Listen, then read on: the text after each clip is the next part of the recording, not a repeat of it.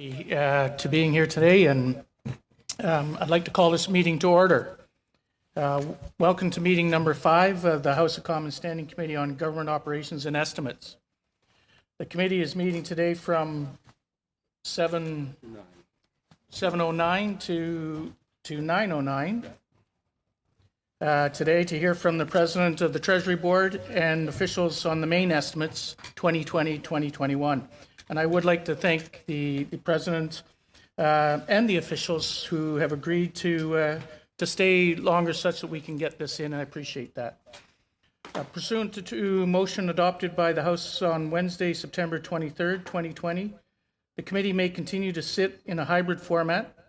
This means that members can participate either in person or in the committee room or by video conference via Zoom. To ensure an orderly meeting, I would like to outline a few rules to follow. Interpretation of this video conference will work very much like in a regular committee meeting. You have the choice at the bottom of your screen of either using the floor or using the English or the French. Before speaking, please wait until I recognize you by name. When you are ready to speak, you can click on the microphone icon to activate your mic. When you are not speaking, we ask that your mic stay muted. To raise a point of order during the meeting, committee members should ensure their microphone is unmuted and say point of order to get the chair's attention.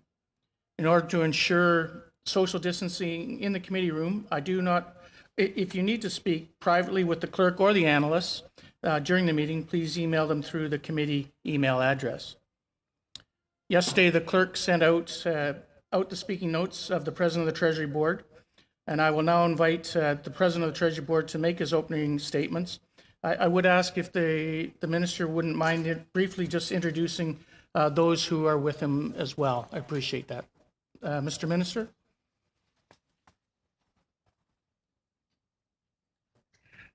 Merci beaucoup, Monsieur le Président.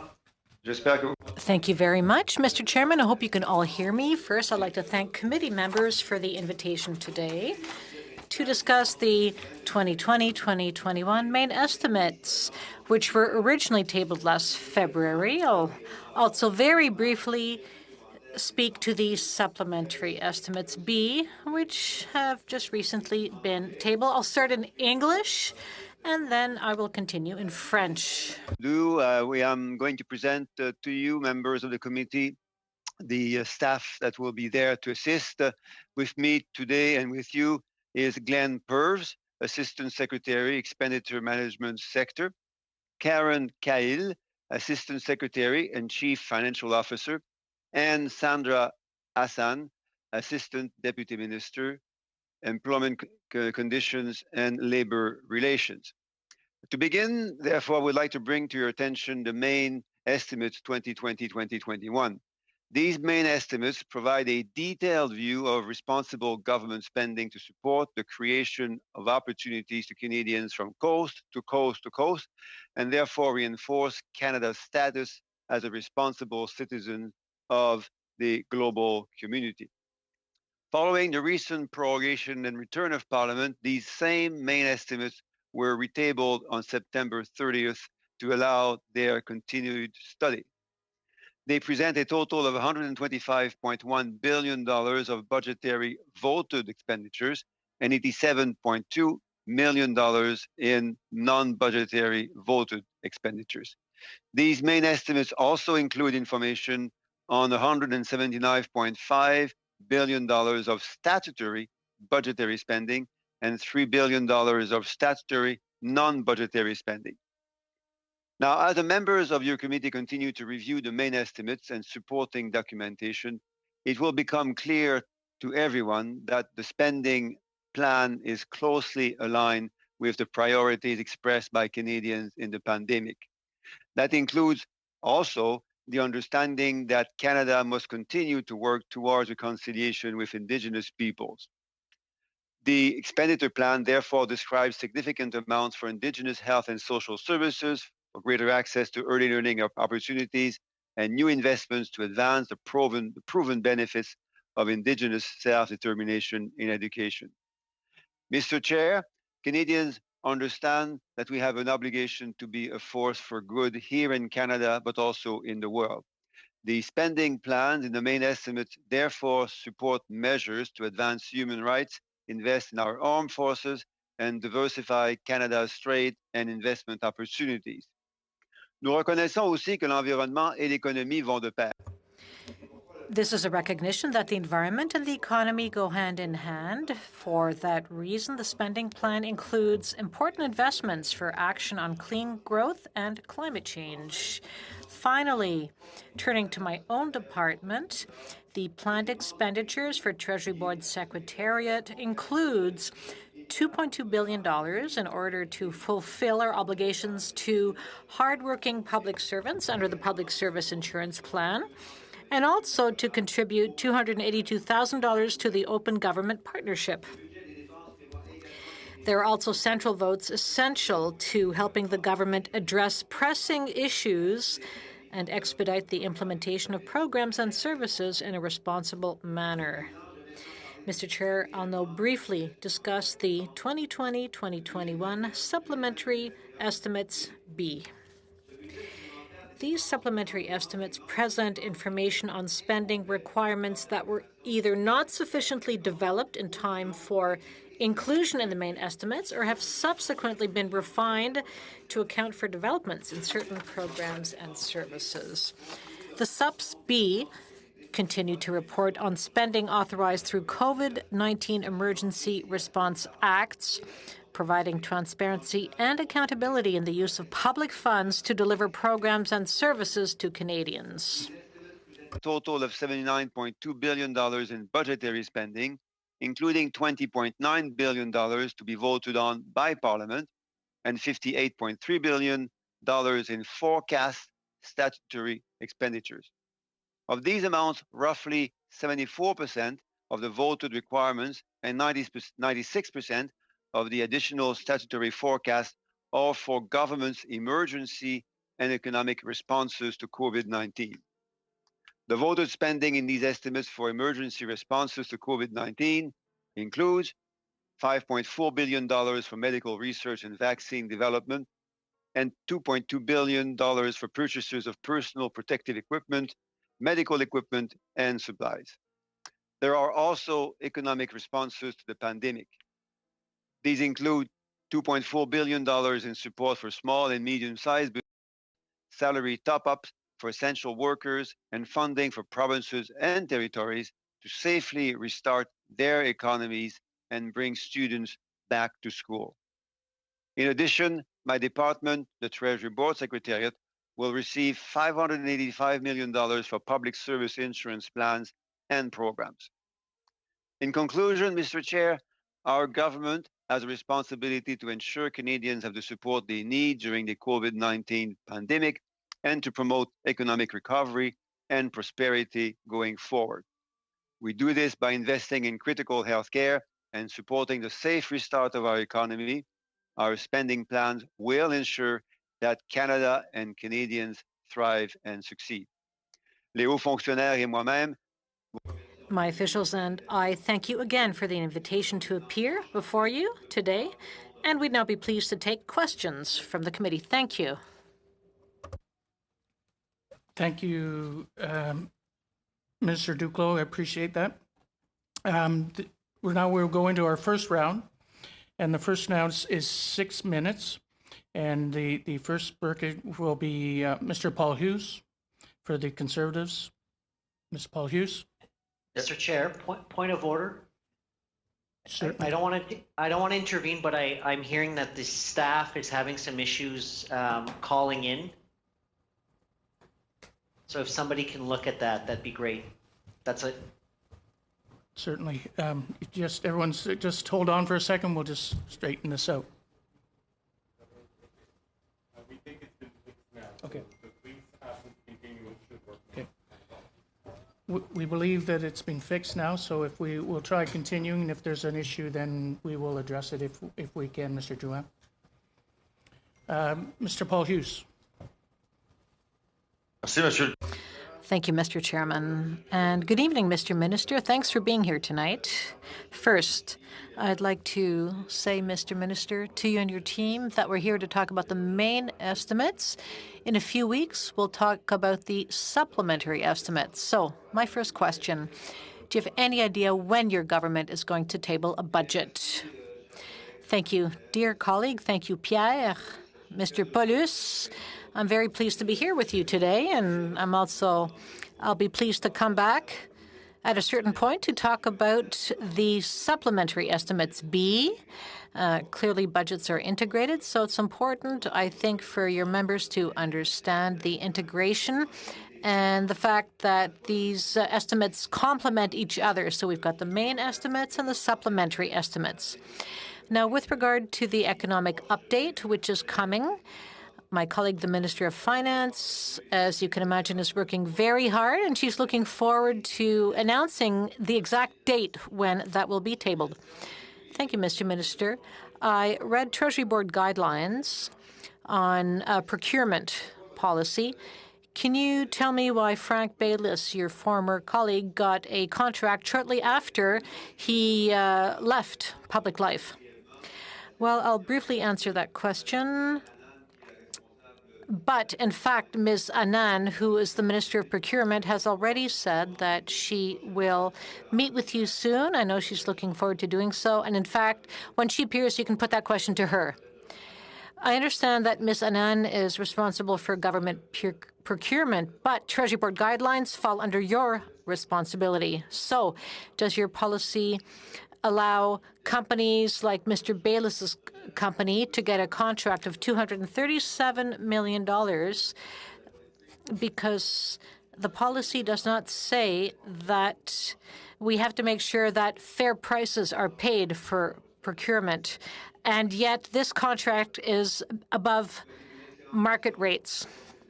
Well, that's a very good question. As you said, Treasury Board is responsible for putting out directives for all government departments, and in particular, as you said, with regard to procurement, the ministers involved are there to apply the directives as part of their responsibilities. So it'll be up to Ms. Anand to answer that specific question. A little earlier, Mr. Minister, I'll come back to my first question. I'm talking about the budget. You referred to the economic update. I understand these things don't happen at the same time. But do you know when the budget is going to be tabled? Well, those are very good questions. And clearly, we would rather not be dealing with a pandemic. If we had a magic wand to get out of the pandemic, of course, we would use it right away. But in the current context, which is very difficult for Canadians from a health and economic point of view, Ms. Freeland will be happy to give you more information with regard to when that information will be forthcoming. The Auditor General has so much work, and she needs additional money. Otherwise, she won't be able to conduct her audits properly. She asked for $31 million. Do you know if that money will be forthcoming? Well, in fact, we've had excellent discussions with the Auditor General. You've heard so herself. She's very happy to be in a conversation with the government, and she is very pleased with the investments that we made in 2018, which allowed her to hire 38 additional auditors. And again, she's had very good discussions with the Minister of Finance. It's important, as you know, that we have good exchanges based on facts. Again, with regard to Treasury Board directives, there is a guide for drafters of people who present to Treasury Board. And this also involves financial policy, procurement. So I have a question with regard to We Charity. We know that the organization, when it was awarded the contract, did not have the ability to operate in French. Quebec was completely ignored, and yet this went against Treasury Board guidelines because the guidelines say that an impact analysis with regard to official languages has to be carried out. And was this done in the case of We Charity? I'm happy you're asking that question, Mr. Polis, because you and I are both Quebecers and Francophones, and we both strongly believe in the importance of a public service which can work as in French and which can offer services in French regardless of where they live in Canada and in Quebec. It's not only a directive, but it's a policy. It's an important policy. Apologies, connection problem. Last question, Mr. Minister. Has a study been carried out to that effect? And if so, can we see that study? The directives apply to all policies and programs for all ministers.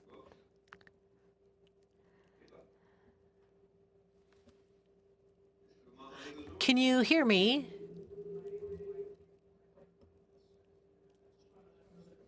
You have 30 seconds. OK, tu peux parler maintenant? May I go ahead? Yes. Thank you. Mr. Minister, so the study on whether bilingualism was respected in the We Charity contract, if there was a study, can we see it? Well, as I said, it's very important. You and I both understand that it's important for the Canadian government to provide services in French to Francophones across the country. It's a policy, it's a requirement that applies to all programs and services across government. The same policy applies everywhere, and it applies to each minister who has to ensure that the policy is applied. But the buck stops with you, doesn't it, Mr. Minister? You're the president of the Treasury Board. So if that document exists, we'd like to see it. We now will go to Mr. McKinnon for the Liberals. Merci beaucoup, Monsieur. Thank you very much, Mr. Speaker, dear colleagues, members of the committee, and welcome, Mr. Minister, as well as Ms. Cahill, Ms. Hassan, Mr. Purvis. Very pleased to see you here again. And I certainly wish you all, through you, Mr. Chairman, as the member for Gatineau, I would like to express my deep gratitude to all public servants who are working day and night to help get us through this pandemic in conditions which are often quite difficult. So, Mr. Duclos, please extend my thanks to the entire public service, and I believe that all elected officials feel the same way. Now, I'd like to stay on that topic. You, Mr. Minister, apart from being president of Treasury Board, and outside of the important work you do, the Treasury Board the Treasury Board Secretariat is the employer for all public servants. So you'll understand that as an MP from Quebec representing the riding of Gatineau, I was shocked by the recent comments made by the Official Languages Commissioner, Mr. Théberge, who claimed that the official language provisions and the language of work in the workplace, including the virtual workplaces in the pandemic, have not been respected. So I'd like to hear you, Mr. Duclos, on measures you are taking or measures you would have taken in response to Mr. Théberge's comments. What are you doing to make sure that our official languages are being respected in the public service and provisions from the Official Languages Act? Well, thank you very much, Mr. McKinnon. Thanks, Stephen. I like to hear you, Stephen, because you're an MP from the National Capital Region.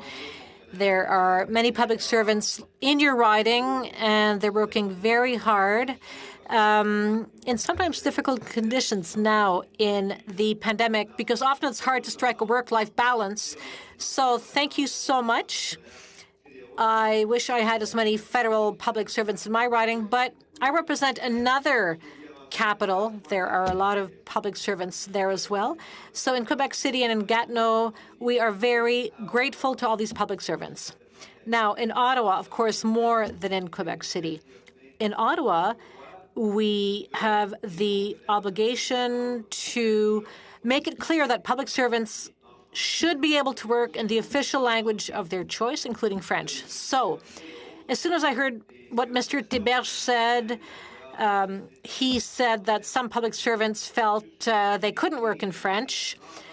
And as soon as I heard that, I wrote to all of my colleagues to make sure that in their workplaces, including in the national capital, that public servants have the right to work in French and speak in French. It's a matter of quality of work. If we want information to flow, if we want all employees to do their best possible, they have to be able to work in the language of their choice. So be it in French or English in Gatineau or elsewhere. Thank you very much, Mr. Minister. I really appreciate the fact that you immediately responded to that situation. Now, we're in a pandemic. A lot of us are working online. It's not easy as an employer to maintain a business culture, be it with regard to official languages or just generally speaking, to motivate workers, to get them to work in teams, to get people to support each other, interministerial communication. All of that is a little daunting. So can you give us examples of how these things are playing out and which show that the Government of Canada will maintain a good work culture through the pandemic? Well, Stephen, again, when you've put your finger on it for the last several months, things have not been the way they normally are, and a lot of us are dealing with a lot more technology, especially here within the public service, and huge changes have been brought about, things we couldn't even have imagined before COVID. And we've increased by 72% the number of secure connections people need to work from home. 200,000 public servants out of 287,000 every day are working from home. So they're logging into federal systems. And we have 3 times as many teleconferences each day. And so a lot of technological change, and everything happened incredibly fast.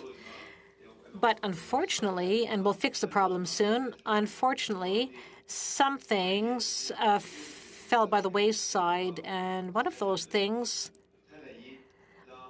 was the ability to work in one's official language of one's choice. So we'll fix that.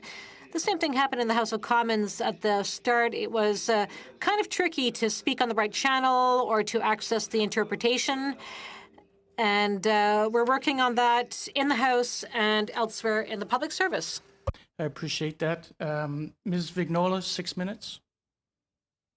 Merci beaucoup, Monsieur.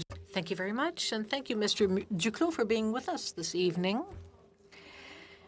Treasury Board Secretariat has contributed $182,000 for the Open Government Initiative. How is it that the Office of the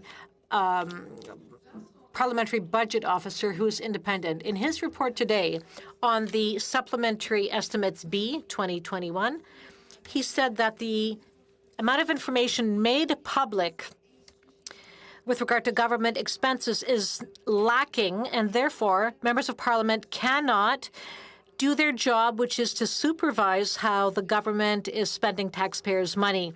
There's a lack of accountability.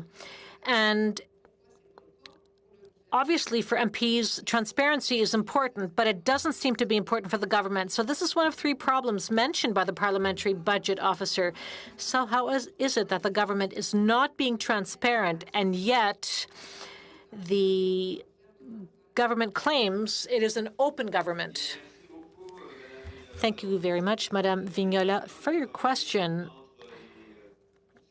In fact, there's a relationship between the two issues you raise. One, the Government of Canada and Canada itself are important partners, and as you said, they are central partners for open government. For many years, we're very proud of that initiatives. We have turned to best practices elsewhere, and we are trying to inspire other governments to adopt greater transparency, greater openness, which exists here in Canada. Now, when it comes to accountability and transparency during the pandemic, you're right. Things are happening very quickly. We've had to roll out programs quickly. We've had to adapt them quickly. Even today, as you said, measures have been adapted, and tomorrow we are going to vote on a bill which will again change some of the measures that we have put forward to respond to the economic challenges of the day. Now, we have done so in a very effective and transparent way. If you go to the Open Government website, all the information is there. There are 360 new measures related to COVID-19, and they can be consulted at any time. If you go to governmentgc.ca, I apologize for interrupting, Mr. Duclos. Sure. Because of COVID-19, we've been deluged with information. But when it comes to transparency, when we, members of Parliament, when we spend $50 at Dollarama, that is posted. But when the average Canadian looks at government expenditures, and I'm an average Canadian, nobody understands anything. And I'm not even talking about what the measures related to COVID, and let's not even talk about other countries. Let's talk about government's everyday operations. The books are so vague. Sure, the information might be there, but it's not presented in a way that's readable. So there's a lack of transparency. So on the one hand, there's a lack of transparency, which is usually the case with this government, even before COVID. And yet this government claims it's an open government. This government is not walking the talk. It's being inconsistent. Well, two things. I'd like to add two things to what I said earlier. So we do have a portal for open government. And if you go to info.gov GCCA, you'll find all the financial information on COVID-19. Second thing, though, is that we recognize just how hard it is for committee members and MPs generally to keep up with all these new measures. It's all very complex. There's a lot going on. There are accounting methods which vary from Treasury Board to the Department of Finance. Today, we're talking about the main estimates. Those are budgets, but those are not necessarily the exact amounts that will be spent by the end of the fiscal year. So we'll have to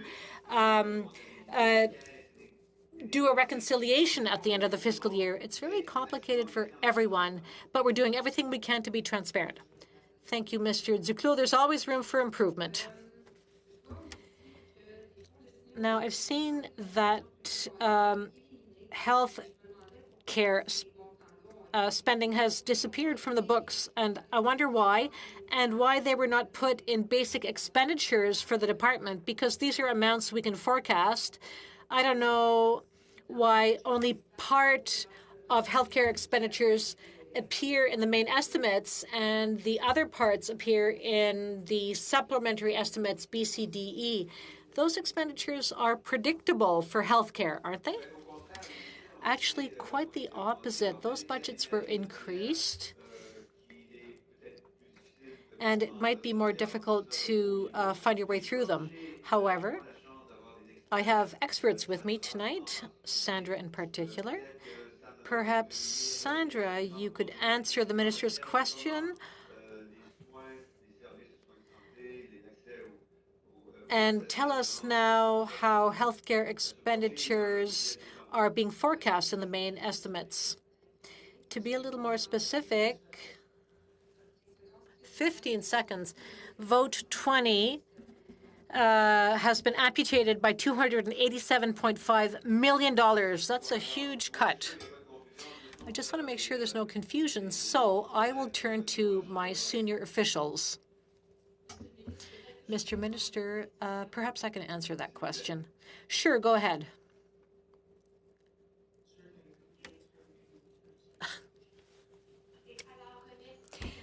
Thank you very much, Mr. Chairman. Now, with regard to the health care plan, there was no decrease per se. The plan had been funded for 3 years, and the funding expired. However, I'd like to add that in 2018-2019, we put $3.1 billion in the health care plan, and it is stable at this moment, so there's been no increase. You'll see that in the course of the year, in the main estimates, or rather in the supplementary estimates B, there is an increase for benefits plans. Now, that basically explains a decrease of the amount you mentioned. Now, when it comes to forecasting or planning, I agree with you. Every year, forecasts are made with regard to benefits plans. And then we make adjustments as necessary. Thank you. And I appreciate your comments. If you feel that there's more that you need to provide for that answer, if you would kindly submit that in writing afterwards, that would be appreciated. Thank you. Mr. Green, you have 6 minutes. Thank you very much, Mr. Chair. And I'd like to welcome back the Honourable Member Yves Duclos. I always enjoy your presence and certainly your leadership, and to all of your staff who are here, welcome. I want to follow on the Parliamentary Budget Officer's, what I consider to be a bombshell report on the financial and the fiscal analysis of the federal pay equity. You may recall, I've shared this story before, that my mother actually used to work for Industry Canada. And I can remember, being a teenager and having her have to explain to me why she received an equalization payment as a federal member of government, because as a woman, she wasn't getting paid equivalent to what her male counterparts are. So fast forward 20 years, here we are today. We know that the PBO requested information from the Treasury Board regarding the evaluation of administrating this legislation and implementing a proactive pay equity regime within the federal public service. And yet the Treasury Board refused to disclose information or data regarding employee compensation. This is on page 8 under subsection 2. And this included a number of employees who were impacted in each occupational group and related increases in employee wages and benefits attributed to the Pay Equity Act. The information was deemed to be confidence of the Queen's Privy Council, and it left the PBO to rely on publicly available sources in its analysis of employee compensation for the federal public service. So, with a Treasury Board and a government that claims to be open by default, how do you justify not getting to the PBO the critical information to be able to provide back to Parliament the critical analysis on the federal pay equity? Thank you, Mr. Green, and thank you, Matthew. I can certainly say the same thing. It's a great pleasure to be with you, not in person, but on virtually. Thank you for your, as always, insistent on a society which is both strong and fair. And certainly one source of fairness, as you said, is to ensure that people providing equal work are paid equally as well. So it's something that we did achieve at the end of the first mandate. We're very proud to pass the first ever proactive pay equity law with the support of the NDP. So we are grateful for your support and certainly grateful for your continuing interest in this. Now, this is an extremely important piece of commitment that we want to continue. And given that this is a bit complex, I did in fact talk about this to Sandra Hassan, who is going to give you some of the details that you are interested in a few seconds. So Sandra, you're still there, I believe. Absolutely, Minister. So to your, thank you for your question. And as indicated, the Pay Equity Act has been passed, but has not yet come into force. And the government is presently working on the regulatory package that is necessary to bring that act into force. Once Thank you for that, but that Yeah. does not answer the question Yeah. on why you refuse to provide to the PBO this critical information, and begs the question about this government's willingness to be open and transparent. We're not even talking about to the public. We haven't even gotten into the years that people have to wait on ATIP. So what is your Absolutely. justification? And I say this respectfully, Ms. Hassan, to the Honorable President of the Treasury Board. What is your justification, sir, for not fully cooperating with the Parliamentary Budget Officer on this request? I may Well, finish the answer. If I may, respectfully, okay. I need to hear this from the Treasury Board President, Madam. Well, because we have full confidence in our ability to collaborate with representatives of public servants. Our most respectful relationship with the representative of public servants, the bargaining agents. We also have a very respectful relationship with PBO, because we also believe very strongly in the importance of sharing that information, which is useful. But that's not as what's you in said. the report, sir. The report says the TBS refused to disclose information or data regarding employee compensation. This is a budgetary officer of the House of Commons responsible to report back to us in a fair way. This is not cooperation. This language that you refuse to disclose information or data is damning, sir. And I'd like for you to answer why you wouldn't cooperate with them. Well, three things on that. First, we do have a high degree of esteem for the work of PBO. Second, we always need to do so, provide the information that is appropriate for the PBO to do its work. But third, the Secretariat and all government organizations have the responsibility, the ability to provide the accuracy of the information that is of the level that PBO is expecting. So not all information can be provided in any particular format. We need to provide that in a format which is respectful both of our relationship with bargaining agents and our relationship with PBO. I mean, surely bargaining Mr. Green, you have agents, 30 seconds. Thank you. Surely bargaining agents, particularly those representing the public sector, would want to ensure that the public doesn't just have to take your word for it, that this information would be shared with an officer of the court. And so I think we'll leave that at this point, and I'll look forward to the next round. And I thank you. And I do apologize to Ms. Hassan. It was a very particular question that I thought was only responsible for the president to answer himself. Mr. Green, that concludes the first round, and now we're entering the second round. And we are going to 5 minutes per questioner for the first part, and then 2.5 minutes for the block and the NDP. So we'll start with Mr. Macaulay. Quick question, may have been the translation. When my colleague, Ms. Vinola, was asking about COVID spending, you seem to state that all the COVID spending was on the Government of Canada website, which is the opposite of what the highly esteemed that you hold a parliamentary budget officer stated. Who's right, who's wrong, or is it just lost in translation? Well, thank you for the opportunity of going beyond the translation. Okay. And I'll say that directly in English. Time short, now. Minister. Let's just get to the answers, please, without being rude. You're asking a very good question. I'll try to provide my best answer possible. So there are at least 3 different ways. Minister, please, you stated that all the COVID spending was on the Government of Canada website.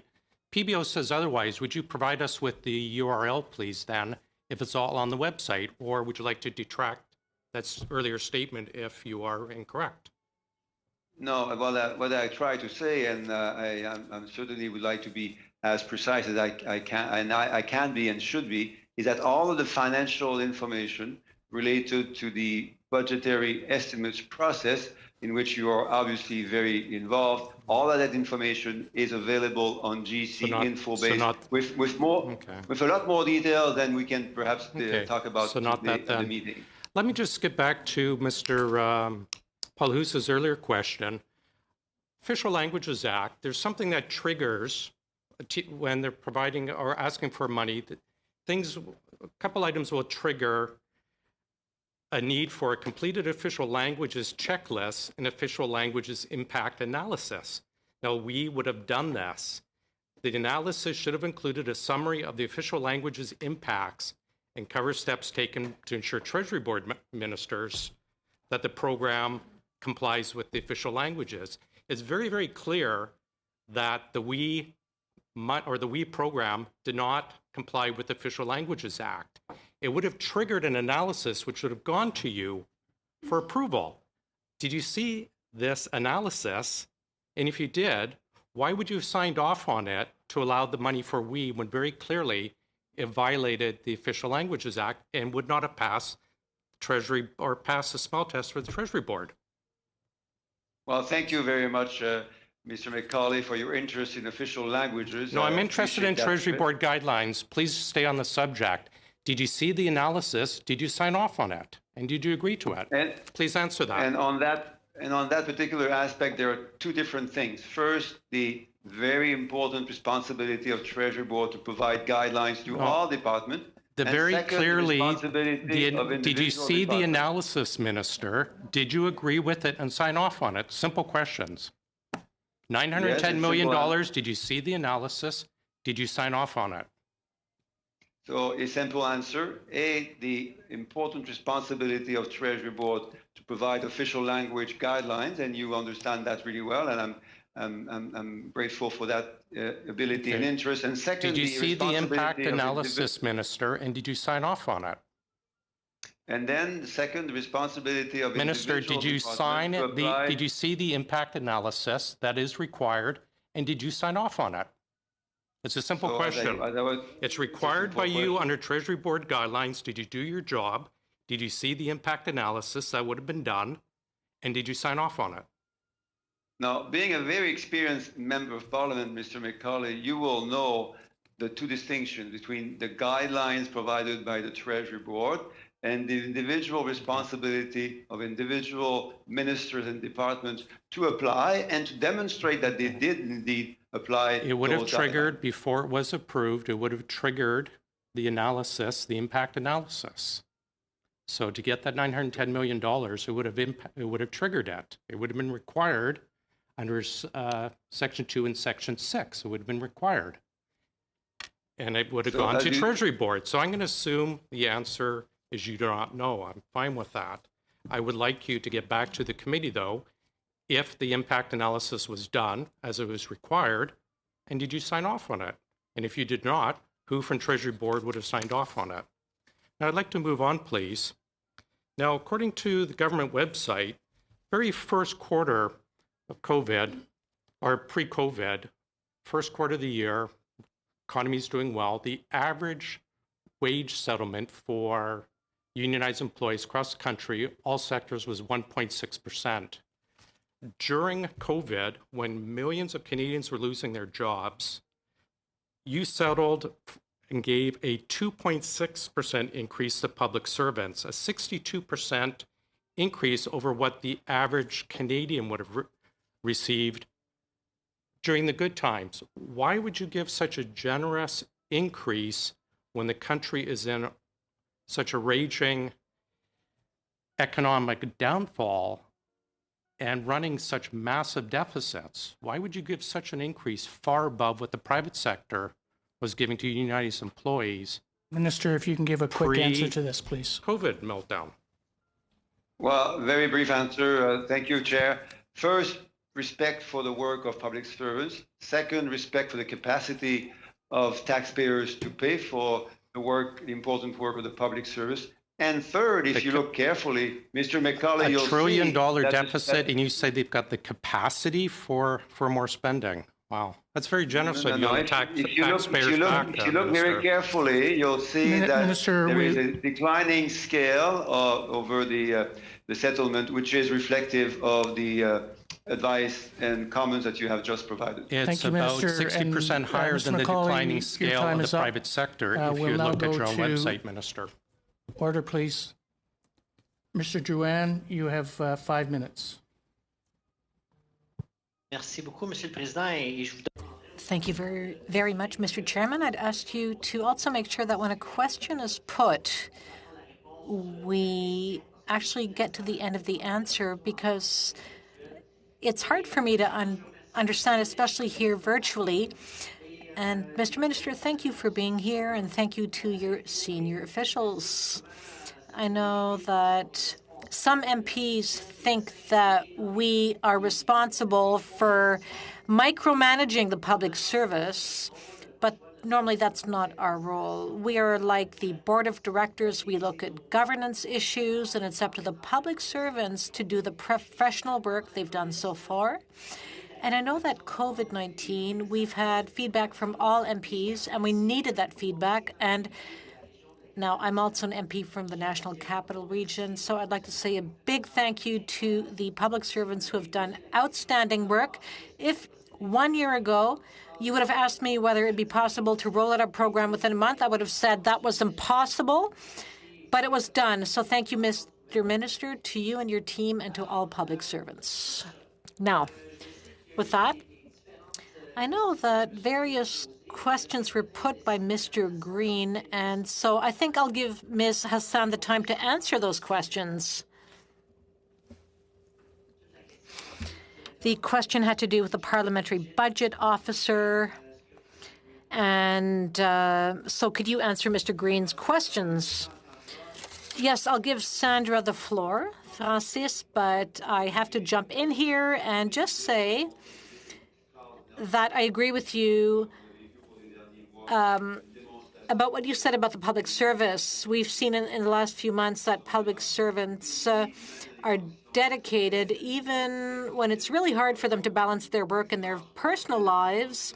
In fact, in 3 weeks, they delivered the CERB, and it's something which a lot of people doubted was even possible, even members from this committee, but we showed that it was doable with the dedication of public servants. So I'll leave it at that. Sandra, over to you. Thank you very much, and thank you for the question. So just to complete my answer, we're at the beginning of the process, and we have a legislative framework and a regulatory framework, and they will come into effect in the next few months, and they will be followed by negotiations at every step of the way with our bargaining agents. And for that reason, because there are still so many T's to be I's to be dotted and T's to be crossed, that's why there are no final numbers yet. And so the estimates which appear are preliminary. Only once the negotiations are finished, and only once the regulatory and legal frameworks have been put into effect, once we've agreed with the unions, only then will we be able to make the adjustments to pay equity, and only then will we be able to make the numbers public. But at this point here, it's still too early in the process to have specific numbers for you. So if I understand correctly... A brief second. I just want to give you a heads up that you have 1 minute left for your question and your answer.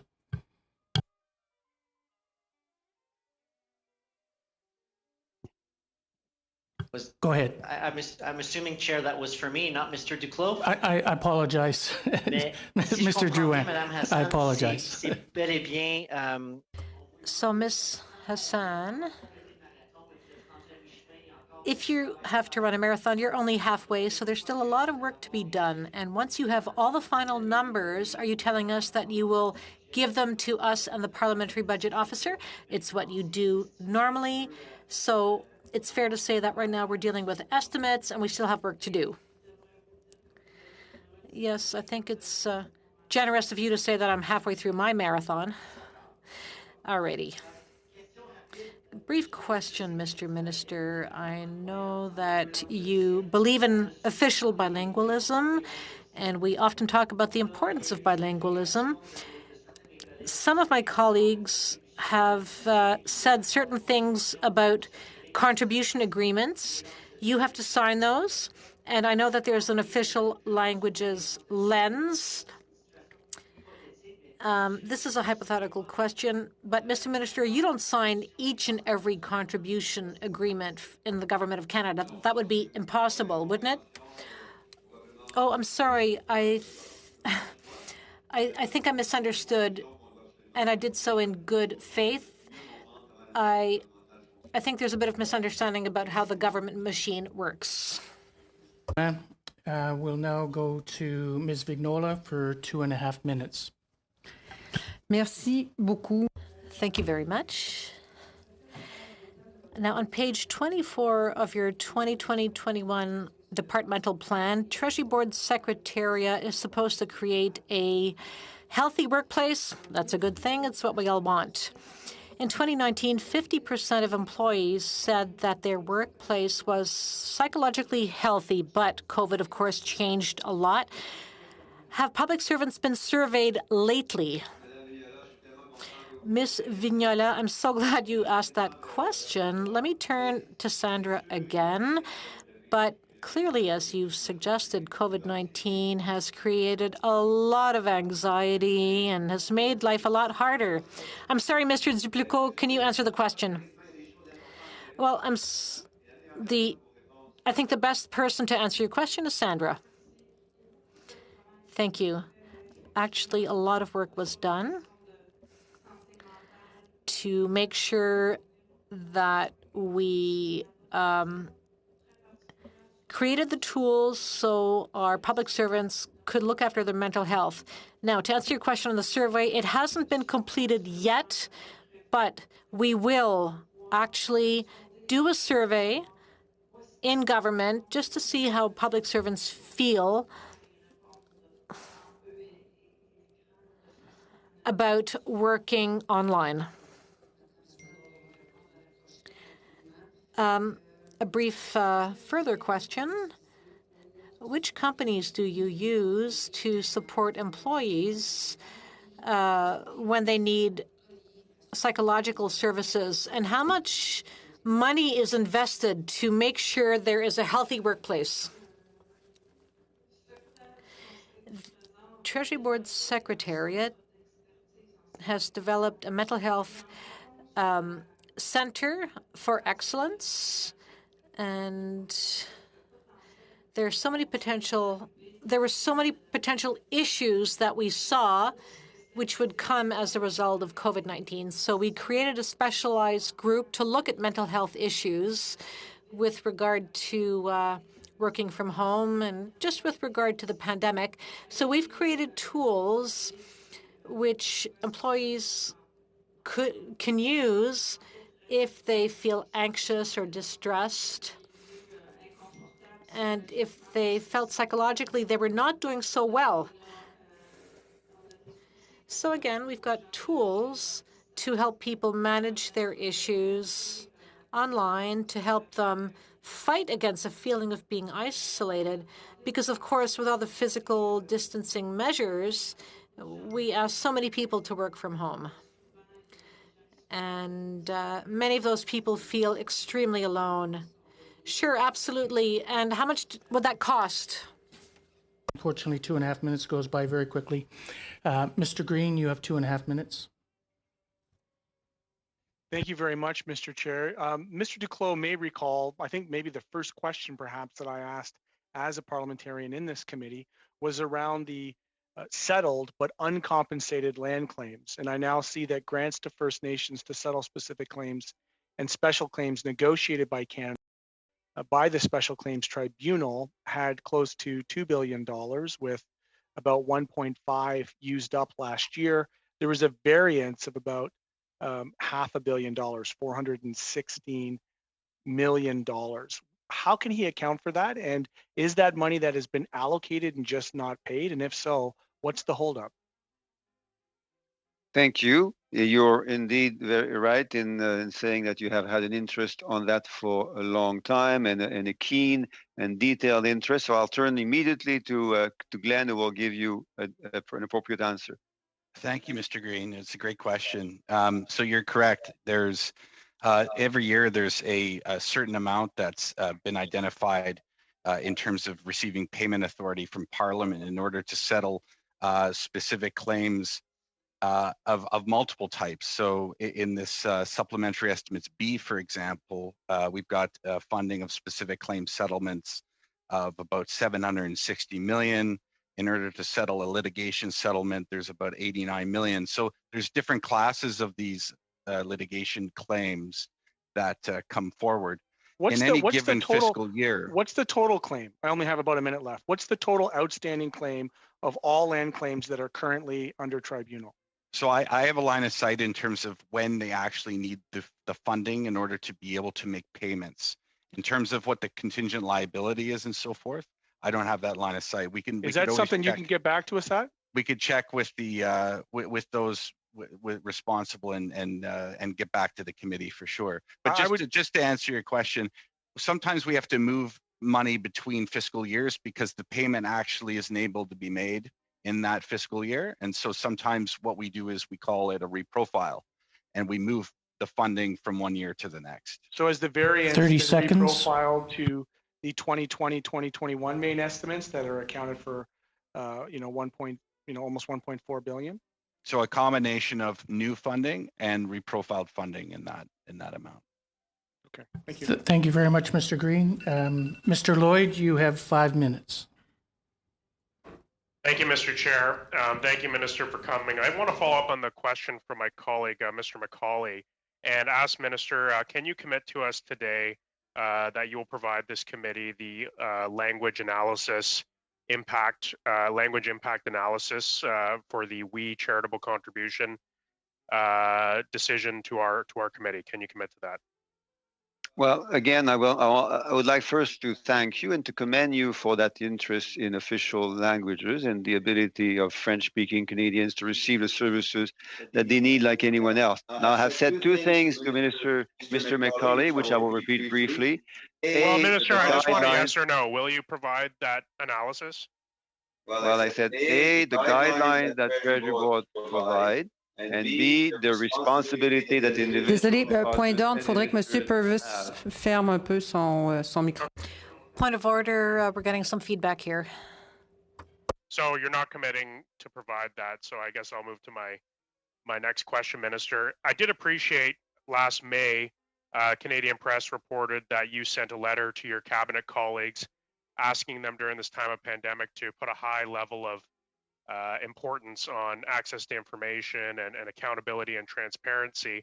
And I was so shocked to see your colleague, the Minister of Health, this last October, just a few weeks ago, say that it wasn't really that important to her. She didn't consider it a priority. Were you offended that the health minister basically ignored your letter from last May? Well, thank you for raising that point. I think everyone, including all of my colleagues, understand the right that we all have to access information, even though we are in a pandemic. At the same time, we all understand that the pandemic, the COVID-19 pandemic, is creating enormous pressure on public service. Public service is stretched and overstretched, and because of that, we also need to be understanding of the challenges that they face in trying to meet their responsibility. I understand that, Minister, but your colleague, the health minister, said that it wasn't a priority at all. So it's not a matter of allocating resources. She said it wasn't a priority. So were you offended that she just disregarded your request that they put resources into transparency? What I can tell you is that all departments and all institutions, a total of 131 in total, all of them now have at least partial and in many cases full abilities to provide access to information. So all departments, all institutions at the federal level, including PHAC and Health Canada, do have the ability now to provide information. Since when, Minister? Well, as of October 26th, I can tell you that all departments, all institutions have at least a partial and in many cases a full ability to answer to access to information requests. Okay, we'll hold you to that, Minister. My next question is, given all the money that's pouring out, which is necessary for this COVID pandemic, and there's been a great deal of change in the way that the private sector is working in Canadians' everyday lives, has your department undertaken any efforts to identify possible savings during this pandemic? And if so, can you tell the committee about those? Well, thank you, Mr. Lloyd. You're exactly correct in suggesting that we should focus our efforts on the pandemic. That's what we are doing. Of course, trying also to be mindful that if we want to exit strongly and united out of this crisis, we also need to be acknowledging the vulnerabilities and inequalities that existed before the pandemic, with respect, for instance, to Indigenous peoples. That requires attention. Has your department identified any possible savings? I mean, there's so many people working from home. Is there any possible savings that you've been trying to target? We have certainly not been in an austerity mode because Canadians need the services and the benefits of the federal government more than ever. Of course, Minister, but you can surely agree that it's not austerity to see that there are things that just aren't necessary right now during this pandemic. Well, as I said, we are fully mindful of the emergency, the crisis, and we are focusing very much, as you know, and as you have also supported our investments on the particular crisis. Okay, so you're not looking at doing any savings. So my final question is, with all the money that's being spent to provide civil servants with desks and chairs so that they can work from their home offices, does your government anticipate that civil servants will be working permanently from home in the future? And if that's the case, would the government ever be looking at divesting any government properties? Well, that's again a very good question, demonstrating a significant ability, foresight ability. This being said, it's very difficult to tell now what the lessons will be at the end of this pandemic. As you have noted, technology, distance work. This is all very much changing rapidly with the pandemics, and we look forward to working with members of the committee to see how we can best apply those lessons during and after the pandemic. Thank you, Mr. Lloyd. We'll now move to Mr. Weiler for 5 minutes. Thank you, Mr. Chair, and thank you, Minister, for joining our committee today. And I'd like to kind of turn back to the matter at hand today, which is, of course, Supplementary Estimates B. Minister, this spring, we debated and passed in the House several bills that contained vital measures to help Canadians get through the COVID-19 pandemic. And in particular, today's conversation around the estimates and the Public Health Events of National Concern Payments Act provided the authority for a variety of COVID-19 spending, such as the CERB, such as the Safe Restart Agreements, and others. And you mentioned in your opening remarks that this Supplementary Estimates B presents information on the 58 billion in statutory expenditures. How much of this statutory funding is related to the COVID-19 response measures, and how are these items presented in the supplementary estimates? Well, thank you, Mr. Weiler. Thank you, Patrick. And that's an interesting segue from the earlier question by Member of Parliament Lloyd. 96% of the statutory expenditures in the supplementary estimates B, 96% of those expenditures are focused on the COVID-19 crisis. Safe Restart for children at school, they provide PPE, personal protective equipment, to frontline workers, in strong investments in vaccine, in treatments, in testing equipment and resources for provinces and territories. Those are all part of that very significant 96% of the budgetary dollars in the supplementary estimates be? Well, thank you, Minister. Moving on here, according to page 4 of the TBS 2020-2021 departmental plan, and I quote, TBS is responsible for developing policy and providing strategic direction for managing people in the public service, including in areas such as diversity and wellness. And according to page 22 of this departmental plan, it says that TBS is working to ensure a healthy, safe, and inclusive workplace. The main estimates funds, among other things, the Office of the Public Service Accessibility and the Center for Wellness, Diversity, and Inclusion. And I was hoping you could tell us what else TBS is doing to create a healthy workplace and support mental health of public servants, particularly right now when we're in an especially challenging time with the pandemic. Well, thank you again, Patrick. And it's so important that you mentioned mental health. In fact, we've had in my region, in my riding, not too long ago, an instance, a dramatic instance of the impact of mental health in our society. And it's true that we as a very collective, we all go through difficult times at this particular period in the pandemic. And it is true for public servants. So increase accessibility to mental health services and benefits. That has been an objective of the Treasury Board in the last few weeks and months. We have done that very collaboratively with unions as needs to be done. We also have enhanced our portal, mental health portal, to make sure that public servants have somewhere to go if they need help. Maybe if you allow, if we have time, Sandra, would you like to add a few more things that I may have forgotten? Yes.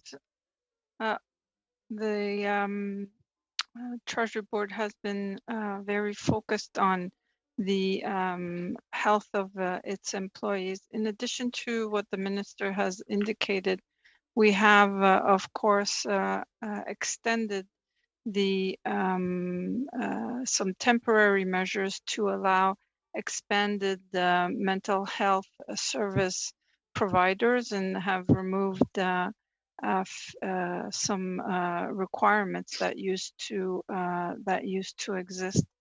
There's as indicated previously, there's a center of expertise on mental health, and in terms of the general workplace, we have been ensuring that our employees' health has come at the forefront and ensured their health and safety.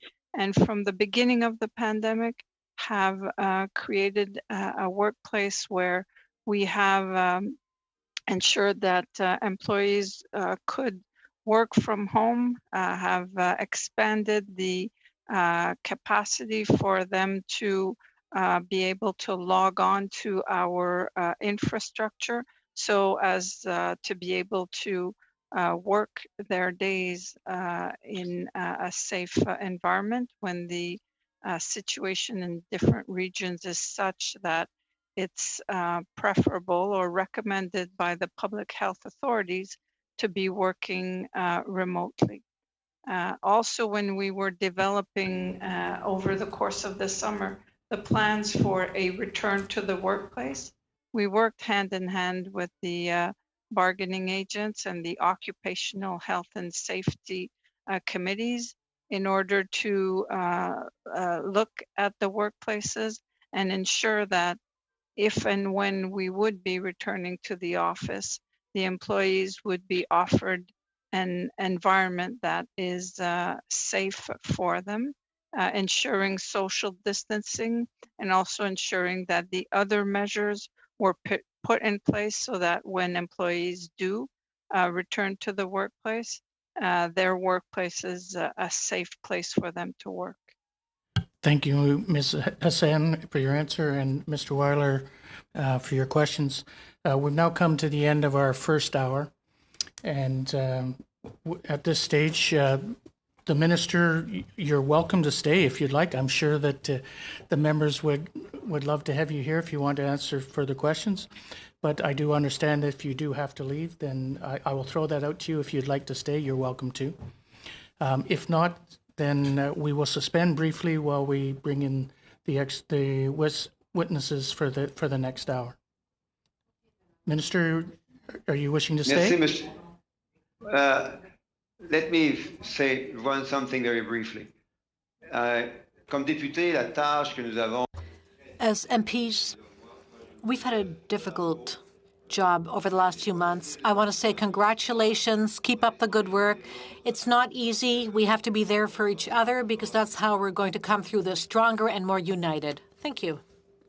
Thank you, Minister. And with that, I assume he has to leave. So we will suspend briefly while we bring in the other officials. Thank you.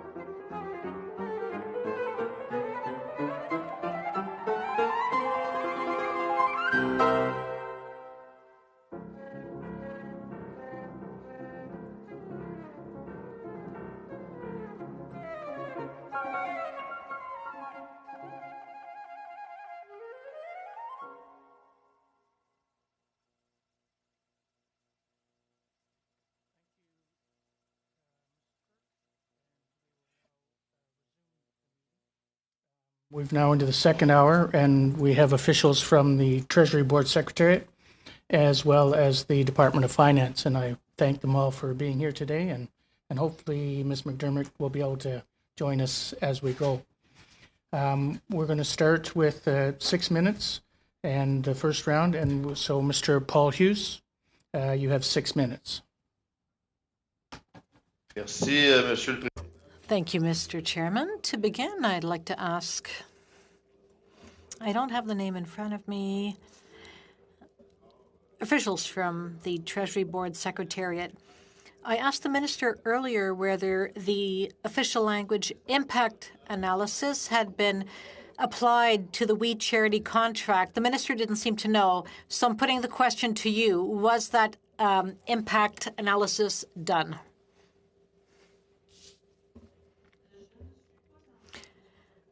Well, I'm not in a position to answer that question, so I'll turn to my colleagues to see if they have the answer. I'm sorry, that doesn't fall under my responsibility.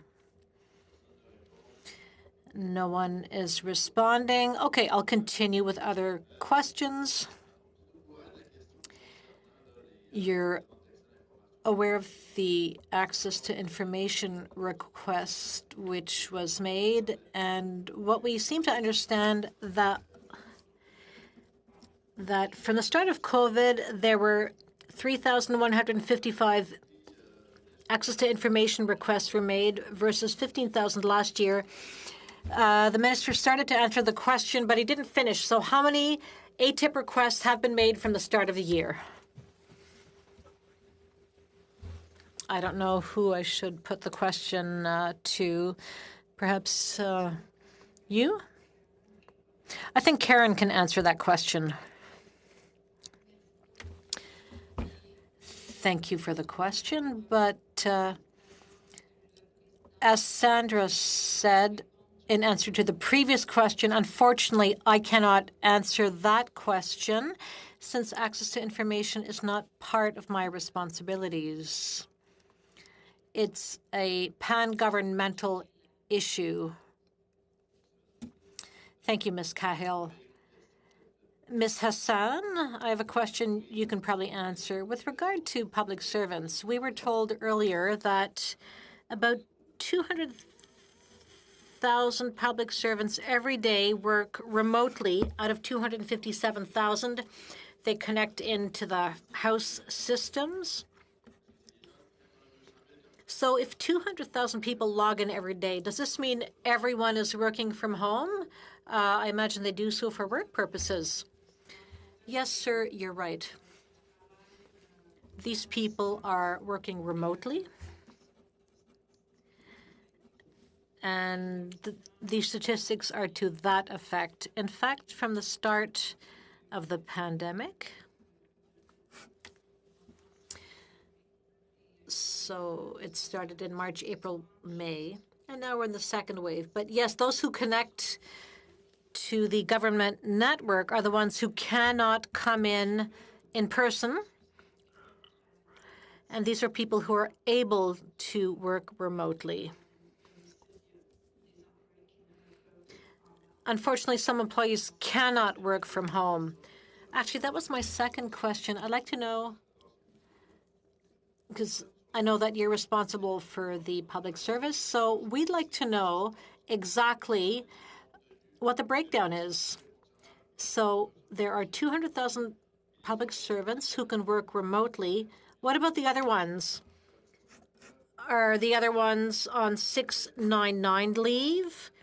We'd like to have a breakdown by department to know how many public servants are at home who cannot work remotely for various reasons, including because they can't come in person. So how many public servants are on 699 leave, including from the Public Health Agency of Canada? I'm sorry, but I don't have the breakdown by department, but I have the most up-to-date information. A little earlier, we talked about 200,000 public servants who are able to work remotely. And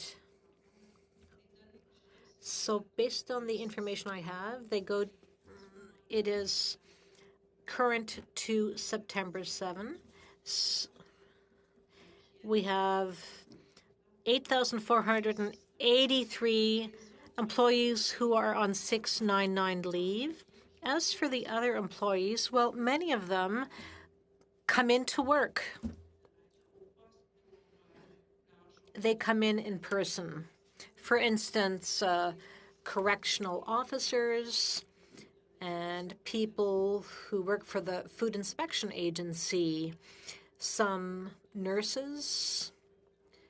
These are other people who have to work on site, nurses working in the north, some police officers. So there are actually quite a lot of people who cannot work from home, who have to work in person. So about 200,000 public servants are able to work remotely. So as I said, those numbers are current as of September 7. And between 8,000 and 9,000 public servants are on 699 leave.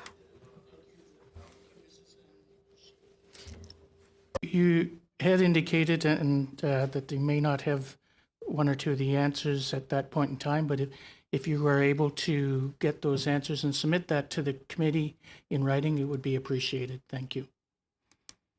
We now go to Mr. McKinnon, 6 minutes.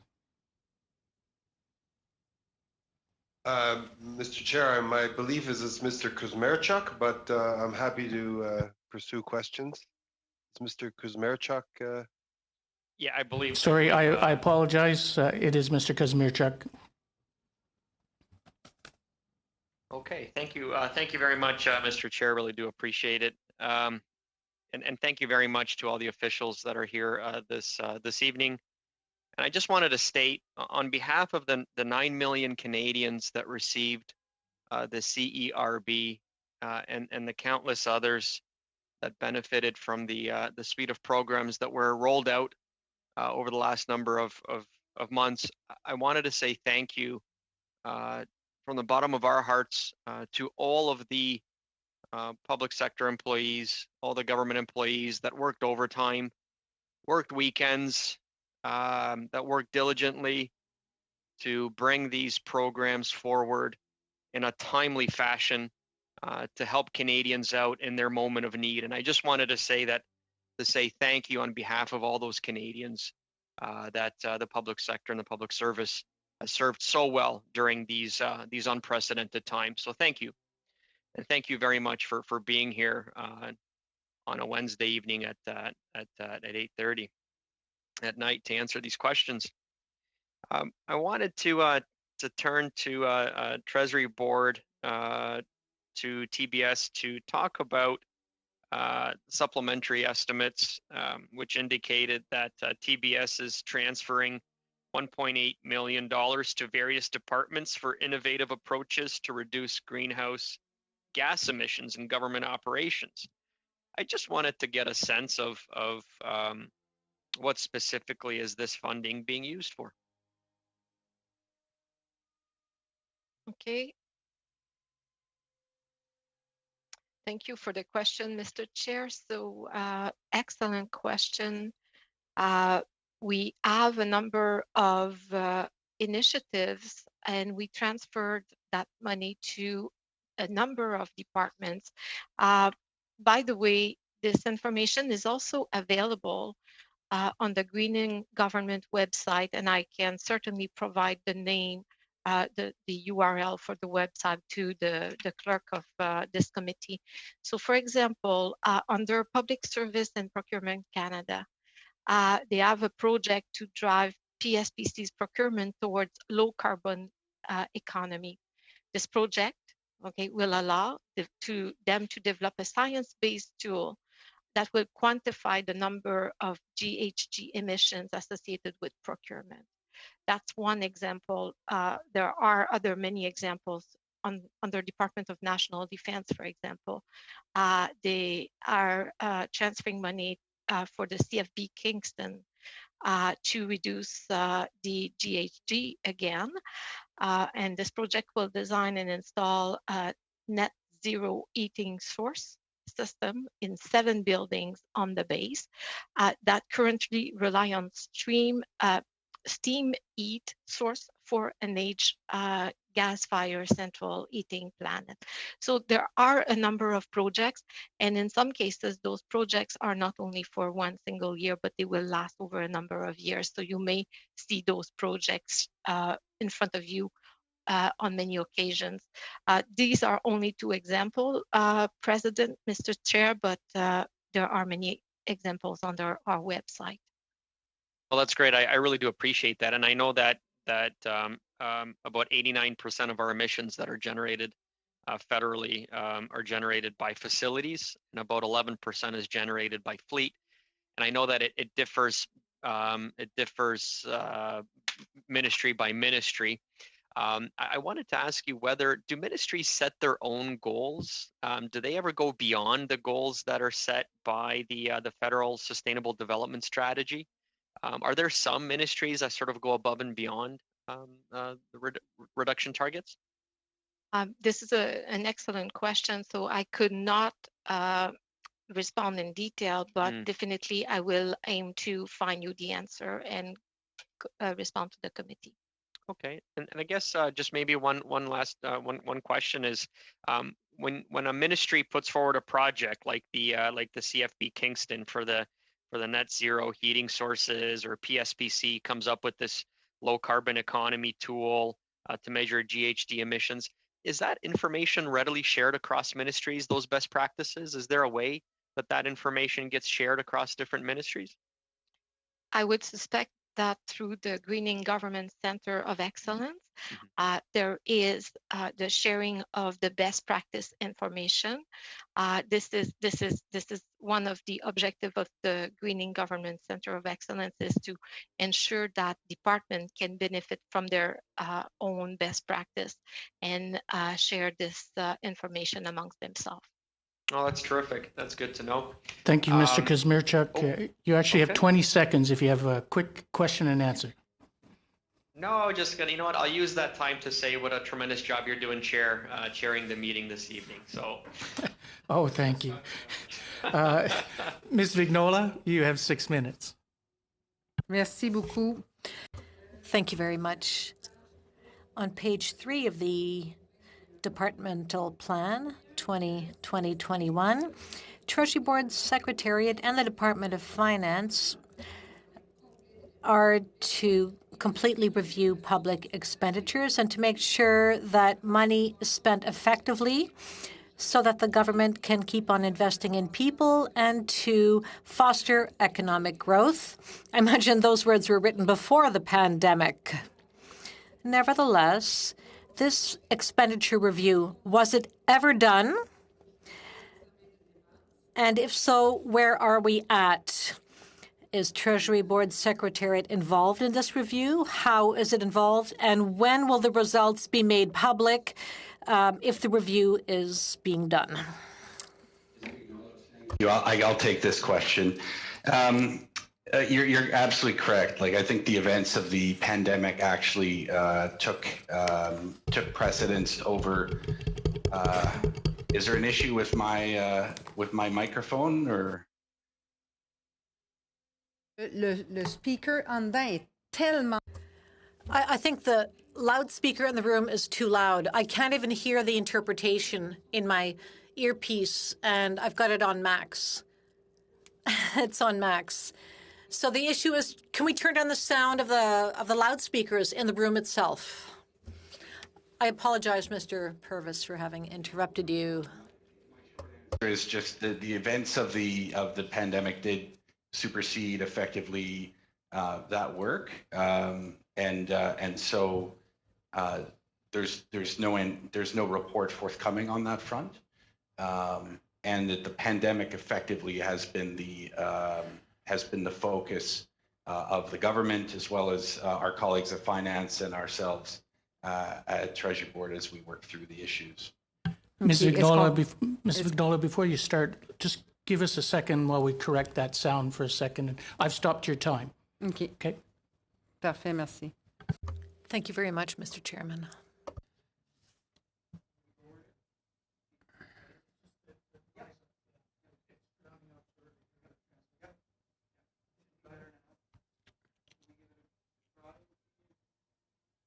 Certainly.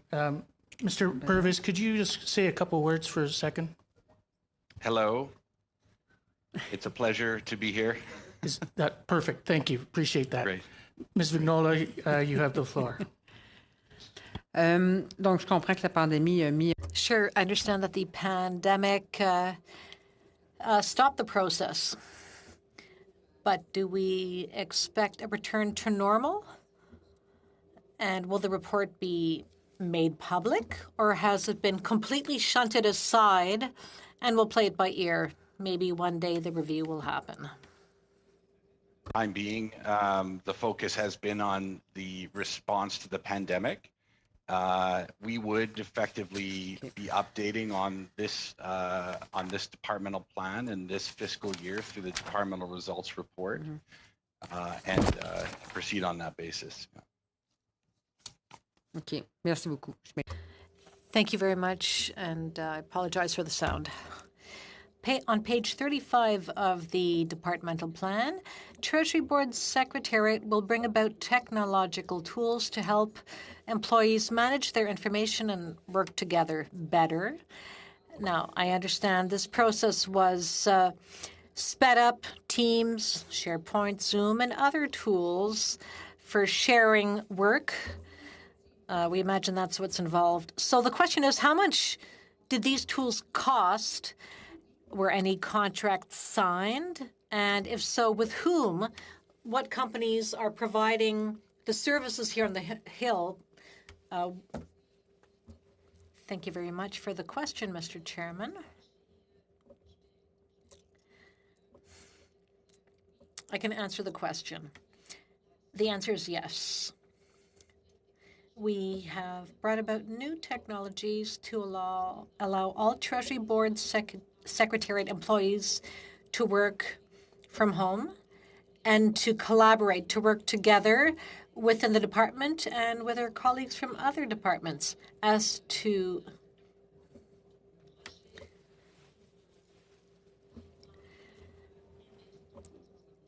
when it comes to the cost of MS365, there are two parts.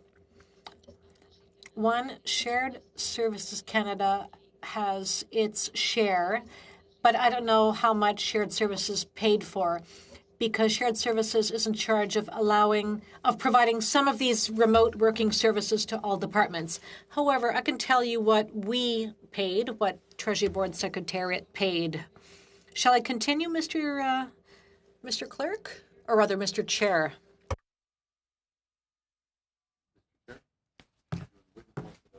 Sorry? I missed some there. Yeah. Sorry? So should I continue, Mr. Chair?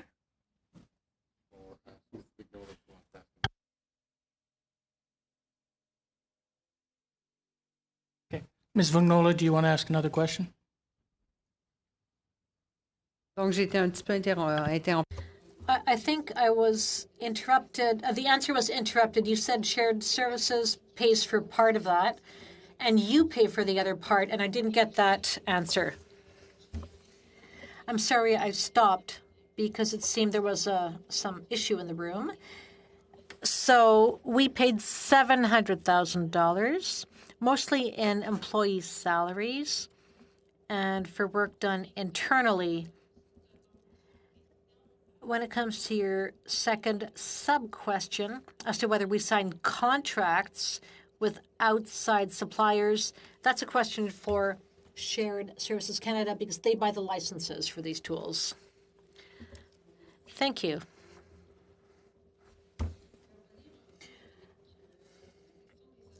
I'll come back to the issue of insurance, health insurance we talked about before. I don't quite understand that. We have 257,000 employees. Now, most of these have benefits. They have health insurance, most of them. Maybe some part-time employees don't have access to these benefits. That was my case before I became a member of Parliament.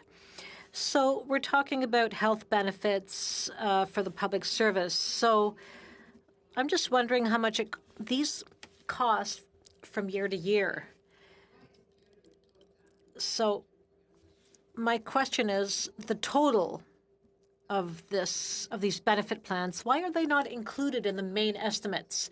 Why is only part included in the main benefits and the other part will come into the supplementary estimates? I don't understand that.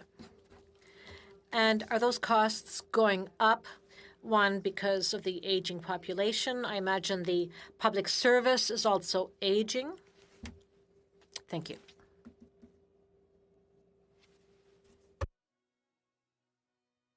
Je vais prendre cette question-là. I'll answer that question.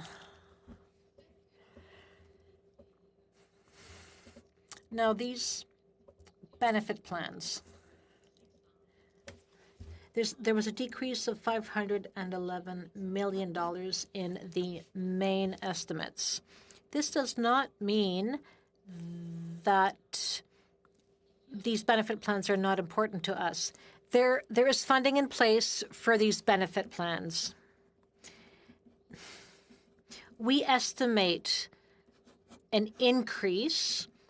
We work with the Office of the Superintendent of Financial Institutions to estimate any cost increases and to estimate the cost of each of these benefit plans. Every year, we see whether the plans are expected to cost more or less. So in the supplementary estimates B for Treasury Board Secretariat, there is a line, vote 20 for $585 million for 2020-2021. So this reflects an increase in the benefits plan for our employees. So I do understand, Ms. Vignola, that I understand why you're asking whether that entire amount is not in the main estimates. It's because this is how it was simply established. However, fear not, our people are covered, and we always pay the employer's share. I don't know if either of my colleagues want to add anything. Done a little bit extra time to allow for the disturbance in the sound. So we're going to Mr. Green for 6 minutes. Thank you, Mr. Chair. According to page 4 of the 2020-2021 departmental plan, the Treasury Board Secretariat will work with departments to increase diversity in executive levels of the public federal service, including increasing the number of women in senior decision-making positions. And it is generally understood that the federal government has met these targets to have women occupy half of senior decision-making positions. How does the Treasury Board define diversity?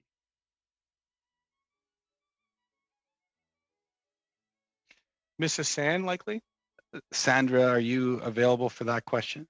Yes, I was putting my microphone on unmute and putting it on the English version.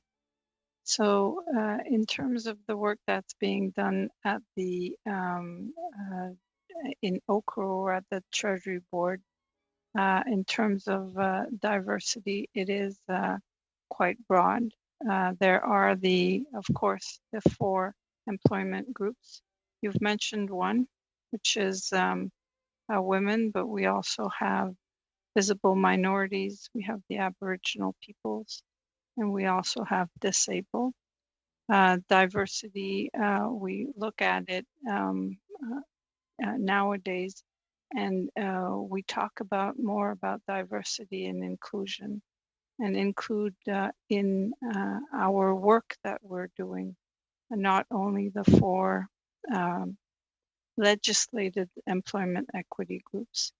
But, Mrs. San, would it be yes. fair to say that the Gender-Based Analysis Plus has largely benefited white women, particularly in this regard, or have you done work disaggregating the data to demonstrate your efforts towards Black communities and persons of color and disabled communities and others? You're absolutely right, Mr. Green, that what you call white women is not, women is not the only group that the federal government is looking at, and there Can I ask a specific question? Yes. I mean, I don't want you to dismiss that. Yeah. In your analysis of the women who are taking up 50% of the leadership roles, does it also happen to be true that the vast majority of those women are white? I don't have that data with me, but I'm one of those women, and I am a woman, and I do come from a visible minority, so I'm part of those groups, and it's not only white women. Well, Ms. Hassan, I'll share with you that in the course of the Black Lives Matter movement, this government said a lot around the need for disaggregated race-based data.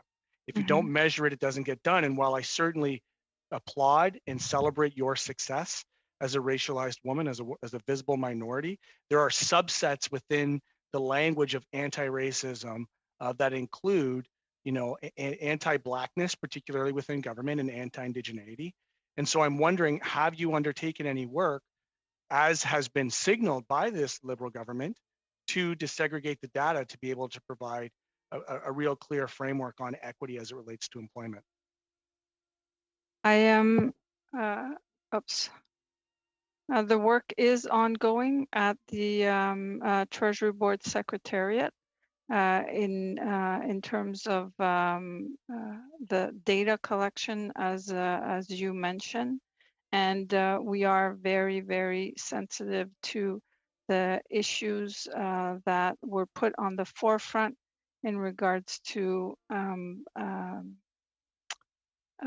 Black Lives, the movement, and we've also seen in Canada unfortunate events happening around Aboriginal peoples also.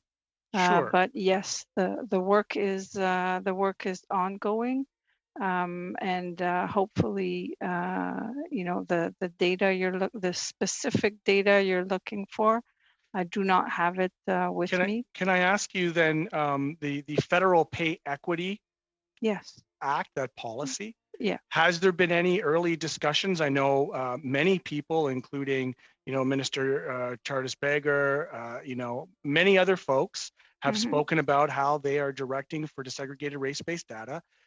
Is anything aside from gender included in the equity approach to pay equity? Well, the Pay Equity Act, the way the legislation is the policy has been developed, is one where we will be looking at the groups and determining whether groups are female dominant, predominant, or male predominant, or But no neutral. disaggregation within that? So for instance, we wouldn't get any information as to whether or not there was a systemic favoritism, as was suggested today in the House, from one particular subset of group to others? That is not in the legislative framework that we have for purposes of pay equity.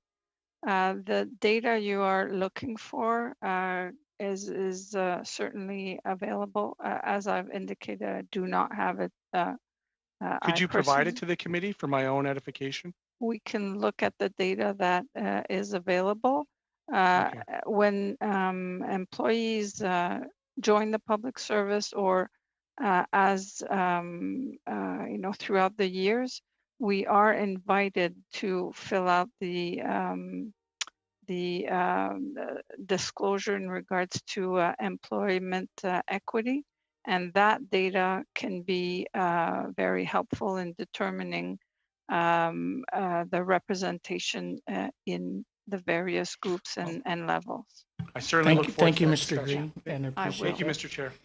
We've now finished our first round, and we will go to our second round with 5 minutes, starting with Mr. McCauley. McDermott and Mr. Halverson, I'm not sure if Mr. Halverson's there.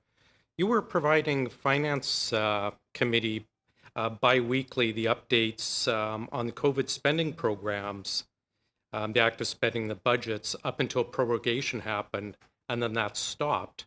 Would you be able to start providing that to our committee on a regular basis? Yeah, maybe I'll take that answer. Can you hear me? Yep.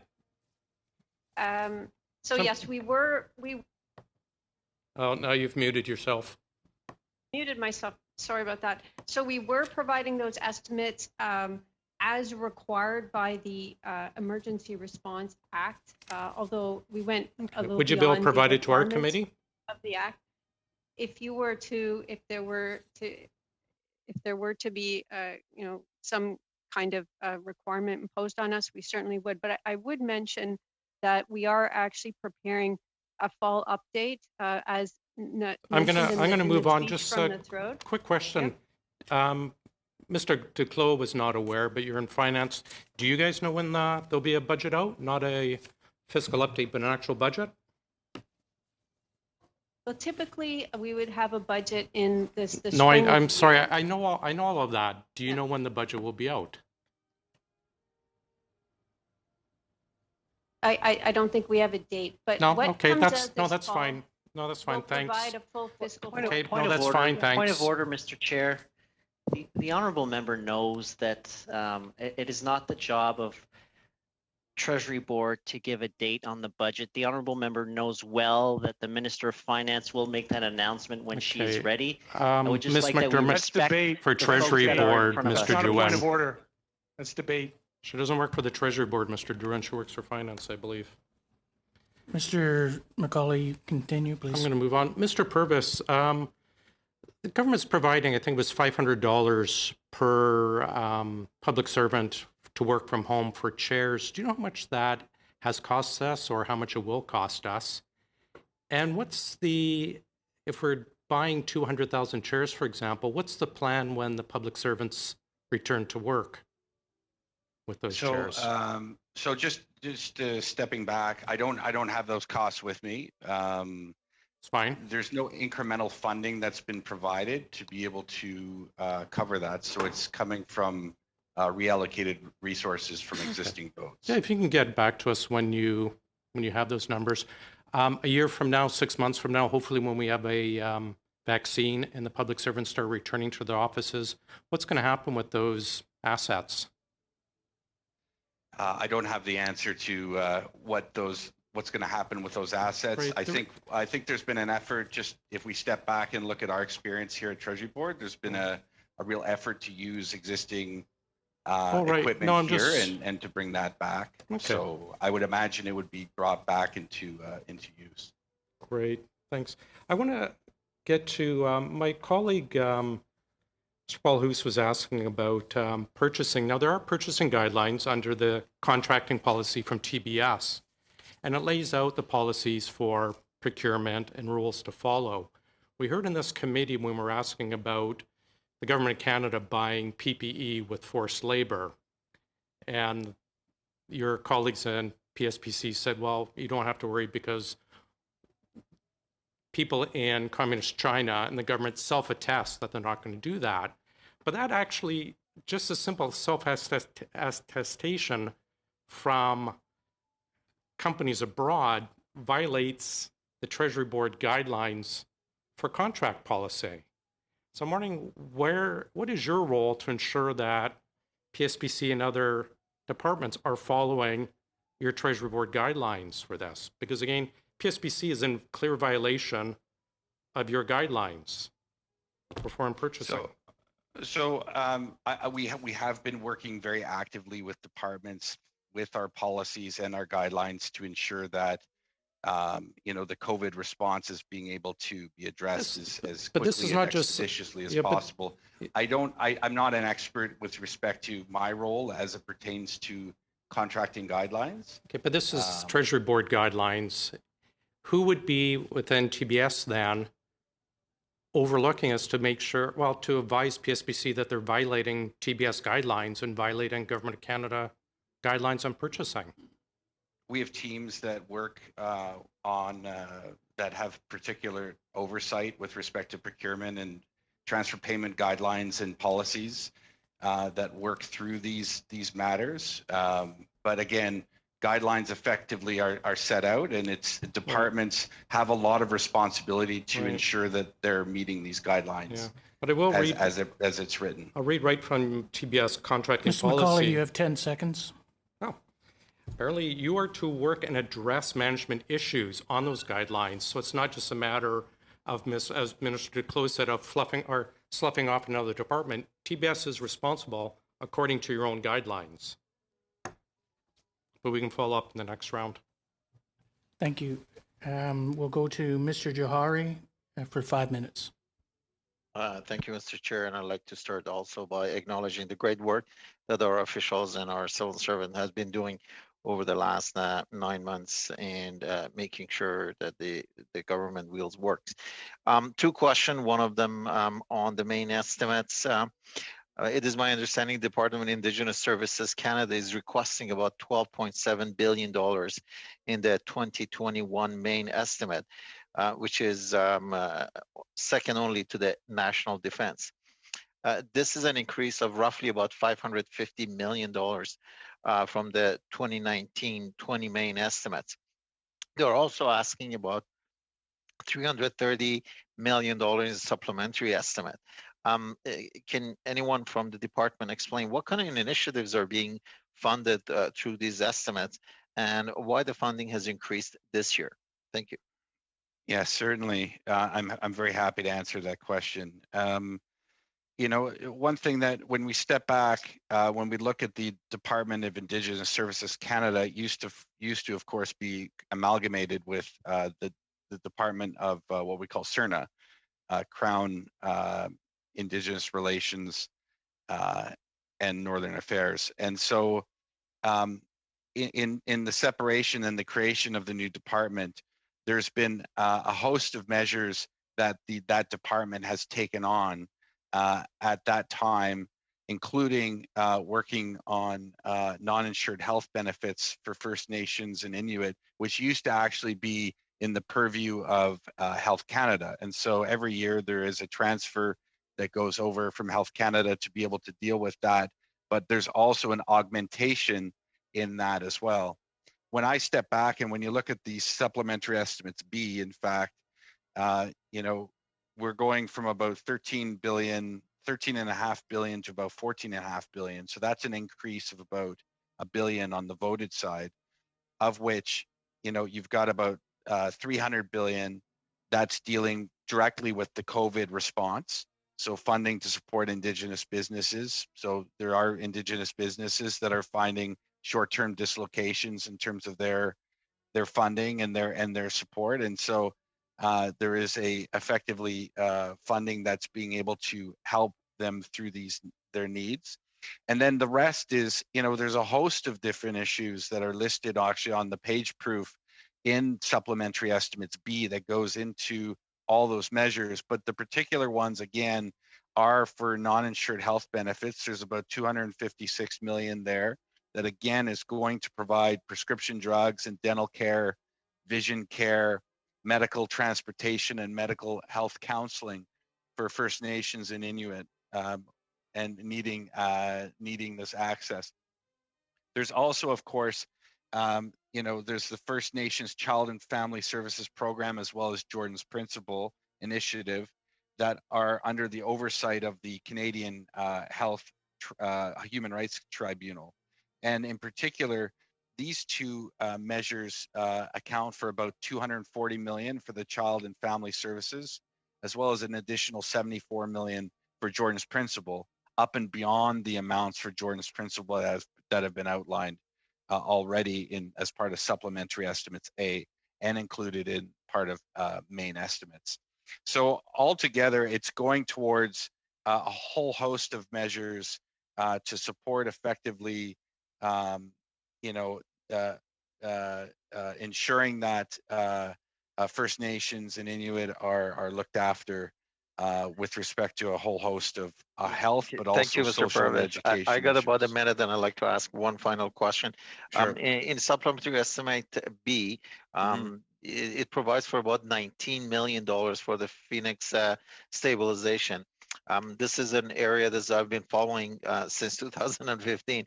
Can Yeah. you give us an idea of what is exactly that money being used and get a quick update of where we are and whether anybody any employee has not been compensated? Sure. Karen Cahill would be best positioned to answer that question. Okay, thank you for the question. So the $19 million that you see in our supplementary estimates B is for the Office of the Chief Information Officer to help provide new processes, stabilize the data, and exercise a business owner role to with respect to Phoenix stabilization, but also help bridging into the next generation HR pay system that we'll be piloting. So where is this work at? We are pursuing the work very hard to ensure that when it comes time to move department into next gen, we will be able to do so. This fall, next gen has undertaken a pilot with Heritage Canada and will onboard potentially more departments. As you know, SAP has been the vendor that was selected to do so. Maintenant, with respect to the employees not receiving pay, where are we at with? I would defer that question to PSPC, who this work is under their purview. Thank you, Ms. Cahill, for your answer. And we're now going to 2.5 minutes. And Ms. Vignola. Merci beaucoup. Thank you very much. I'll stay with the Phoenix pay system. In the first few months of the pandemic, we received an update on the number of actions that had been taken. I know this isn't your department, it's PSPC. So some things were done to stabilize Phoenix. $19 million had been set aside. This was already said. That $19 million, is that enough? Let's start with that question.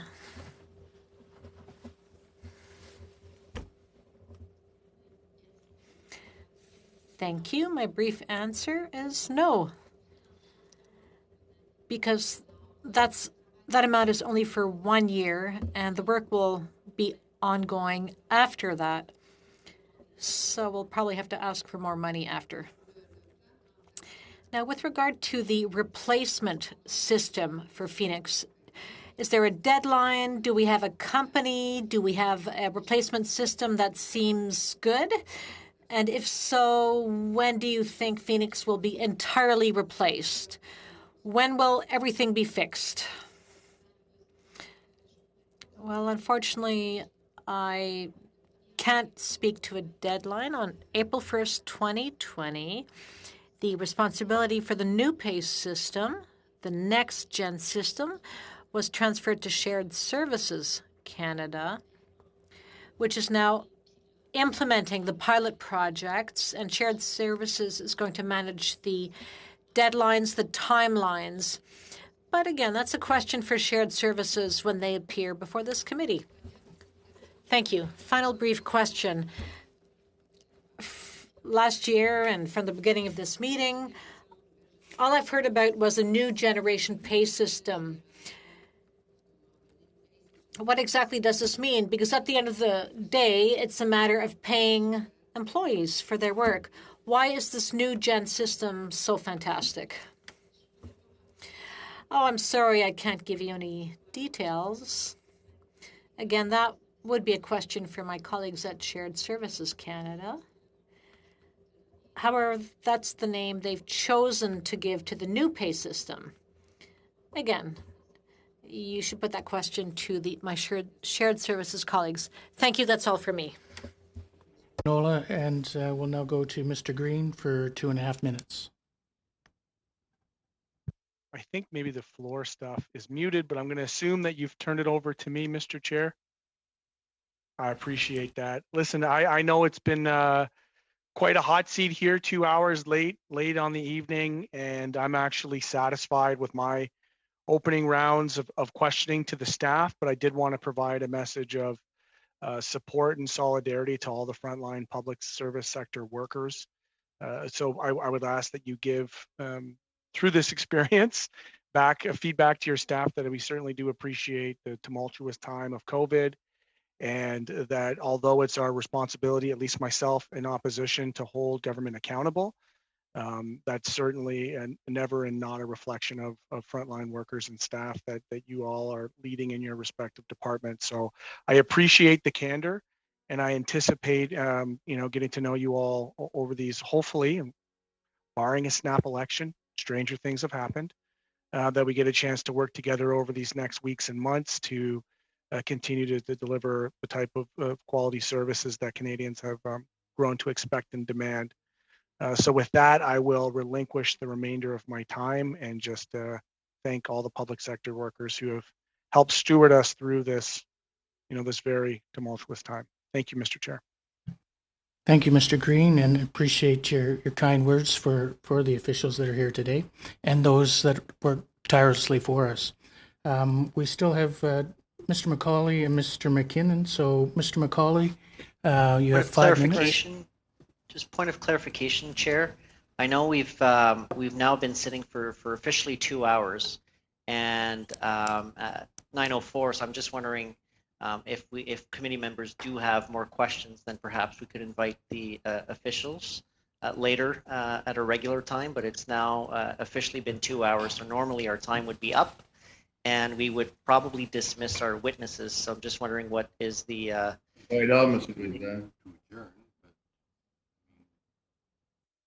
Well, Mr. McKinn gives up his time, and I'll take 5. We'll be done in 5. Le greffier, Monsieur le Président. Mr. Speaker? The officials had offered to stay as long as possible, and I appreciate them staying the extra time. We basically have 10 minutes left of questions, and I'm hoping that the 10 minutes would be good for them to stay in that time frame. I'm just looking to see if there's any shaking of heads or thumbs up or thumbs down. Seeing none, then we'll go with the 5-minute questions and finishing up. Thank you. Thanks. And I probably don't need 5 minutes. Mr. Burgos, I'd realize it's not your direct responsibility, but maybe you could direct me to who would be looking after this. In the guidelines, it says TBS works with departments and agencies to address issues and compliance with contracting policies. Who within TBS would do that? And it'd be nice if we could have like a whole slew more TBS people here so we could get, not put you on the hot seat, but where would I follow up with that? Oh, why don't we get back to you in writing? Perfect. On that question. Great. Another last quick question for you. Were you at the Treasury Board meeting when submission was discussed? I don't. I'm trying to think. I don't recall. I don't know how to. Okay. Well, I think you might be back with us for the SUP, so maybe get our SUP Bs. Maybe let us know then. Well, usually these appearances at I know cabinet meetings are cabinet confidence. And yeah, I'm not asking you to divulge anything if you're there. I'm not sure if this is possible. The team who put together the GC info base actually appeared with us a couple of years ago. Phenomenal. A couple of guys who developed it. Yeah. Is there a reason or a way we can get all the COVID spending to be loaded onto GC info base? I mentioned about, FINA was getting it. The PBO was quite clear that there's a lack of transparency with it. Can we get it loaded there? Understood. I think it's a great question. I think it's something that we can look at certainly for GC Infobase. When we think about the COVID expenditures and so forth, I just want to take maybe 1 minute just to sort of explain the scoping issue. I just have one last quick question. Can I ask that and then you can answer them both at the same time? Sure. The was it? Actually, go ahead and answer, and I'll just come up with the last question. Sorry. I was just going to say that, when we think of the COVID expenditures through the estimates, we're reporting effectively for appropriation-dependent organizations that draw from the CRF, right? Yeah. There's a broader scope of supports that are being provided. Liquidity supports, Bank of Canada liquidity, things such as like the wage subsidy is like a tax expenditure and so forth. So I realize it's not the ideal way to do it, but if there was a way to do it. But we can certainly look at GC Infobase, and there is a lot of information out there and seeing about centralizing things. Did you read the PBO report that came out this morning on the SUPs? I did. They were quite critical about the lack of transparency. Why is that still happening? This comes out every PBO report, a lack of transparency, and they're quite adamant in it and quite pointed in their comments about the lack of transparency. Is that political? Is it administrative? How do we fix this? Yeah, I think again, it's something that I'm going to have a follow-up conversation with the parliamentary budget officer, and we strive effectively, and I think Mr. McCauley, we strive to ensure that we have as much transparent information both as we report through estimates as well as through our GC Infobase. And so I think it's been shown in the past that the committee itself has come up with suggestions which we've followed up on, and I think it's incumbent on us to have that conversation with the PBO as well. Okay. I think we're out of time. When are the departmental results reports coming out? Or are they just kind of everything just kind of? Well, the public accounts have to come out first, and then they're coming out in a couple of weeks, I understand. And so the there's no fixed date now for the departmental results reports, but they are slotted to be coming out after the public accounts. Okay, wonderful. Thanks very much. Appreciate it. Okay. Thank you, Mr. McCauley. Thank you, Mr. Purvis. We now have Mr. McKinnon for 5 minutes. Merci beaucoup, Monsieur le Président. Thank you very much, Mr. Chairman, and I have the pleasure of being the last intervener this evening. Now, I heard insinuations being made by my colleagues from the other side, from the official opposition. They said they referred to 699 leave cases, and they're insinuating that public servants are abusing the system and that some public servants are hanging around at home doing nothing using 699 leave. We know that's not true. Ms. Hassan, I think you can explain to us in what circumstances can public servants use 699 leave, and can you reassure the members of the committee that, as opposed to what the Conservatives are insinuating, that these public servants are not doing nothing at home? Thank you for your question. I can assure you that from the outset of the pandemic, we have made sure to look after our employees. 699 leave is used on an exceptional basis, and we used it at the beginning of the pandemic when we sent everybody home, because we wanted to follow the public health agency's directives. We wanted to make sure that our employees stayed safe and communities stayed safe. So at the very beginning, our systems did not allow many of us to, or rather, originally, a lot of people were not allowed to access their systems to do their work. And so employees use 699 leave. You might remember at the beginning of the pandemic, daycares and schools, everything was shut down. And many of our employees were trying to balance their work with the fact that they had to look after their kids at home.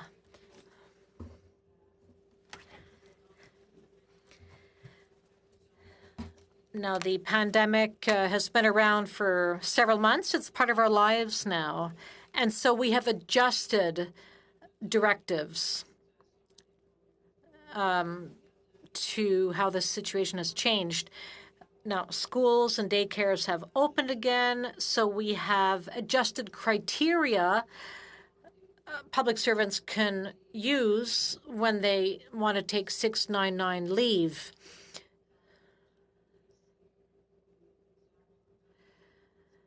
And so 699 leave is still accessible in certain circumstances. And in fact, on October 22nd, we adjusted the conditions to 699 leave, and we're still keeping an eye on the situation.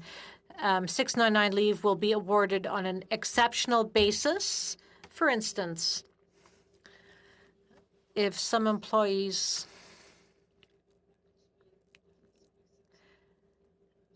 cannot go to work, for instance, some employees work in laboratories, and researchers have to do rotations, and 1 week out of 4,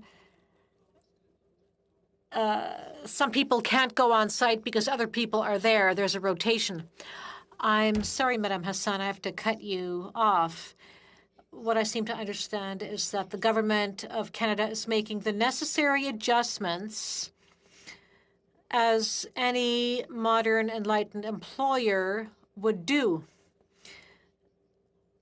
Because we, at the end of the day, we're managing our human resources with compassion. So thank you for your answer.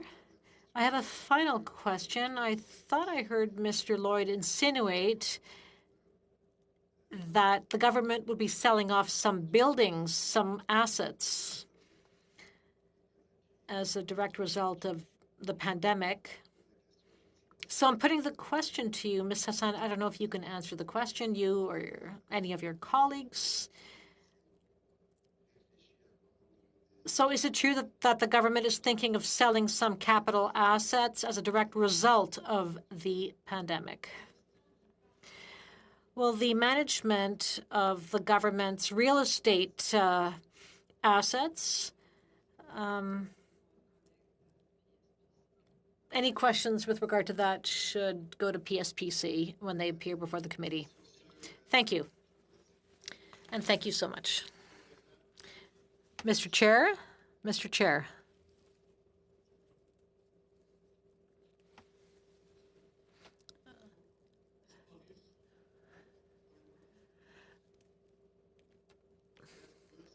Thank you, Mr. Chairman. I just want to say, oh, I'm sorry, I'm getting a feedback in my headphones here. Now, I take offense with what Mr. McKinnon has just said. With the beginning of his intervention, I was very careful when I put my question.